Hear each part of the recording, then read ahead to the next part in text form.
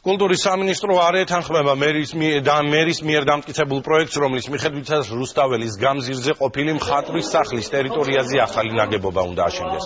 ამის შესახებ უწყებაში გამართული შეხვედრის შემდეგ გახდა ცნობილი კულტურის სამინისტრო უკვე დამტკიცებულ პროექტში კორექტივების შეტანას ითხოვს. შეხვედრაზე მყოფმა სპეციალისტებმა ერთობლივი მიმართვა შეიმუშავეს, რომლითაც დამკვეთ კომპანიას პროექტის შეჩერებასა და ახალი კონკურსის გამოცხადებას თხოვენ.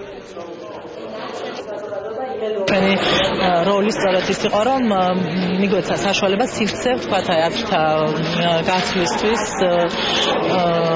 რაღაცნაირად ერთიანი პოზიციის ჩამოყალიბებისთვის იმისათვის, რომ მერე დაუკავშირდეთ ვთქვათ მერიის სამსახური იქნება საკრებულო, თვით ინვესტორი, რათა ვეცადოთ ყოველთვის ჩვენი შესაძლებლობისა და კომპეტენციის ხარჯებში, რომ სწორი გეზი მივცეთ აი ამ სამშენებლო პროცესს. ეს არის განსაკუთრებით მნიშვნელოვანი ადგილი ქალაქისთვის და მთელი საქართველოსთვის. ამ შეუფერებლობის გამო არ შეიძლება ამის აქაშენება და ამისი აზრი ეს აზრი აქვს მთელ საზოგადოებას, არა მარტო პროფესიულ საზოგადოებას.